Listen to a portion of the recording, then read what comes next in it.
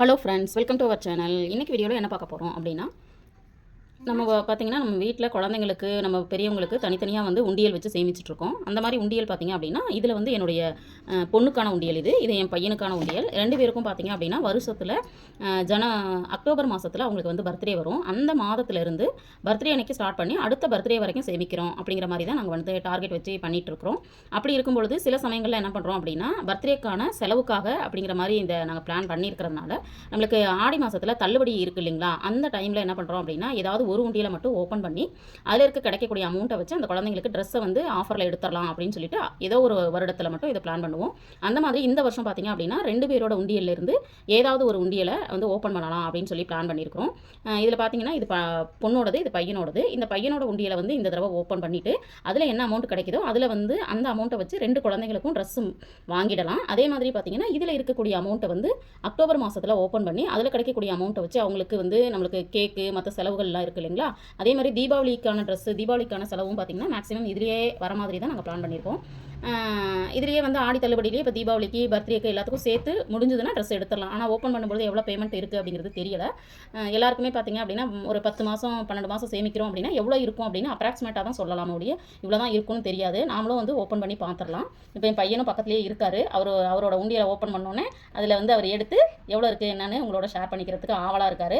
பார்ப்போம், ஓப்பன் பண்ணி பார்ப்போம்.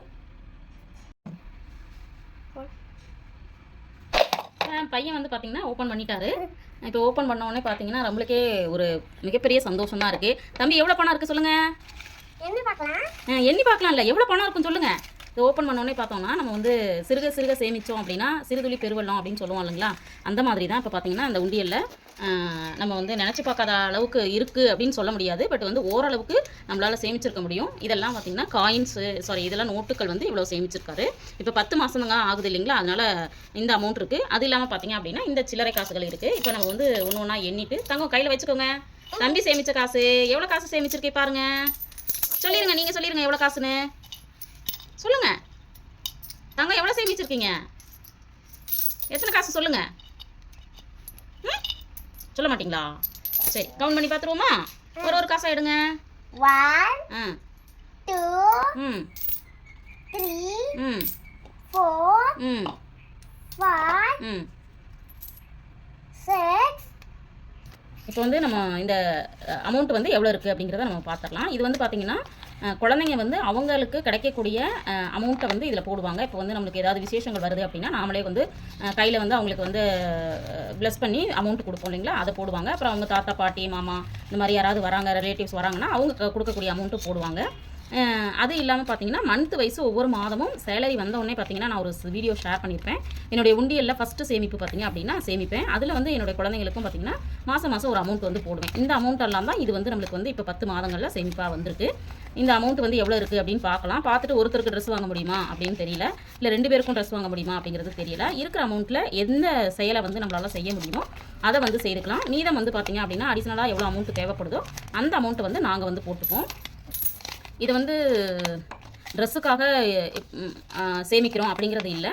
ஏன்னா இப்போ திடீர்னு நம்மளுக்கு வந்து பர்த்டேன்னு இல்லை, வேறு விசேஷங்கள், தீபாவளி வருது, பொங்கல் வருது, இந்த மாதிரி நிறைய விசேஷங்கள் வருது. அப்போல்லாம் பார்த்திங்க அப்படின்னா நம்மளுக்கு வந்து கண்டிப்பாக வந்து குழந்தைங்களுக்கு துணி எடுக்கிறது வந்து செய்துட்டு தான் இருக்கிறோம். இருந்தாலும் பர்த்டே அப்போ வந்து பார்த்திங்க அப்படின்னா குழந்தைங்க கையால் கிடைக்கக்கூடிய அமௌண்ட்டை வச்சு சேமித்து அதிலேருந்து எடுக்கும்போது அவங்களுக்கு ஒரு பெரிய சந்தோஷத்தை கொடுக்குது. நான் வந்து இவ்வளோ அமௌண்ட்டை சேமிச்சிருக்கேன், இதில் எனக்கு வந்து ட்ரெஸ் வாங்கி கொடுத்துருக்காங்க அப்படிங்கிறது. மற்ற விசேஷங்களுக்கு நாங்கள் எடுத்துருவோம். இந்த அமௌண்ட்டு மட்டும் பார்த்திங்க அப்படின்னா அந்த பர்த்டே செலவுக்காக அவங்க வந்து சேமிக்கிறாங்க. அப்படிங்கும்போது பர்த்டேஸ்க்கு எங்களுக்கு வந்து ஏதாவது கிஃப்ட் வேணும் அப்படின்னு கேட்குறாங்க அப்படின்னா கூட நம்ம வந்து இந்த மாதிரி சேமித்து வாங்கணும்.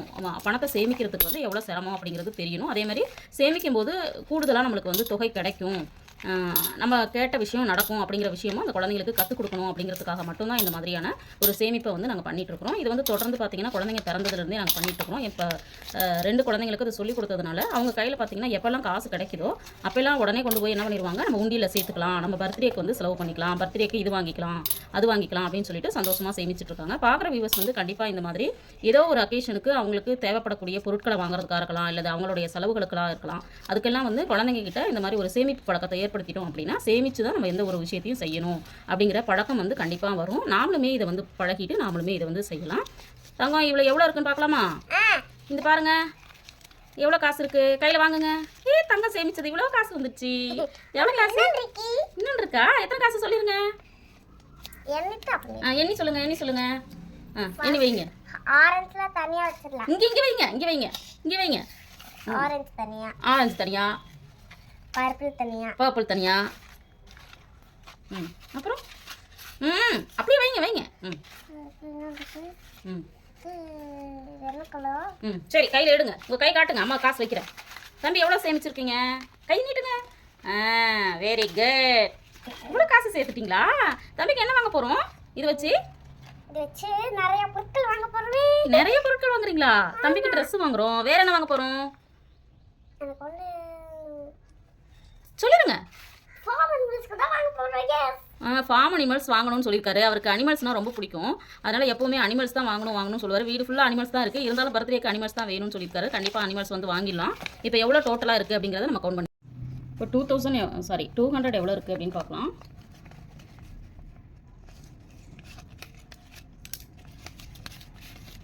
ஒன்பது இருக்குது. இப்போ கால்குலேட் பண்ணி பார்த்தரலாம் எவ்வளோ அமௌண்ட் இருக்குது அப்படின்னு. 9 200 பார்த்தீங்கன்னா 1800 இருக்குங்க. அடுத்தது ஹண்ட்ரட்ஸ் எவ்வளோ இருக்குது அப்படிங்கிறத பார்க்கலாம்.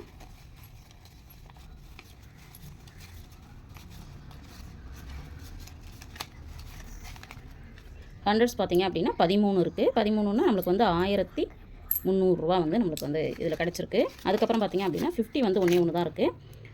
இது வந்து ஒரு 50 ருபீஸ் இருக்குது. அதுக்கு அடுத்தது பார்த்தீங்க அப்படின்னா 20,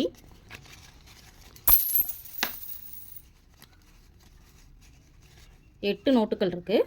8 2 16, 160 ரூபா இருக்குது. 10 ரூபா வந்து 2 தான் இருக்குது.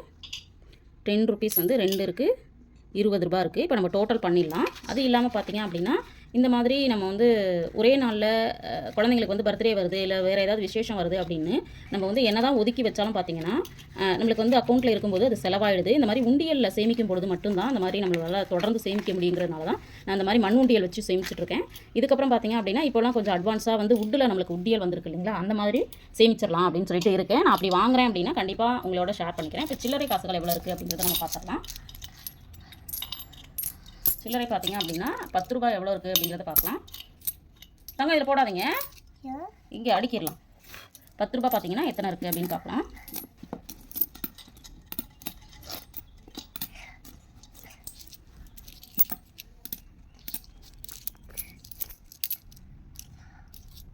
இப்போ வந்து நம்மளுக்கு 2 ருபீஸ் காயின் வந்து எவ்வளோ இருக்குது அப்படிங்கிறத பார்க்கலாம்.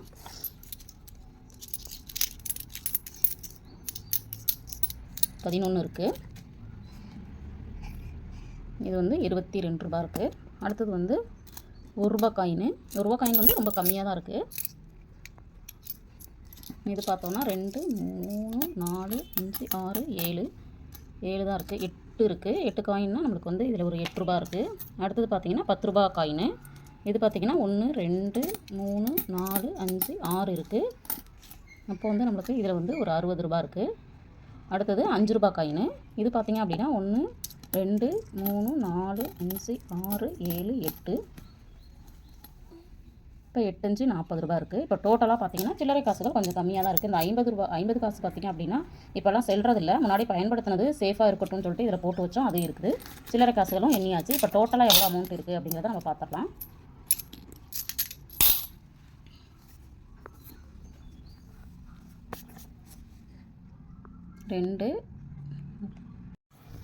இப்போ நம்ம டோட்டலாக பார்த்தீங்க அப்படின்னா எவ்வளோ அமௌண்ட்டு சேமிச்சிருக்கோம்னா 3460 ருபீஸ் சேமிச்சிருக்கோம். கிட்டத்தட்ட 3500 சேமிச்சிருக்கோம். 10 மாதத்தில் அது வந்து எல்கேஜி படிக்கிற குழந்தைக்கான சேமிப்பு அப்படிங்கிறது 3000 அப்படிங்கிறது கொஞ்சம்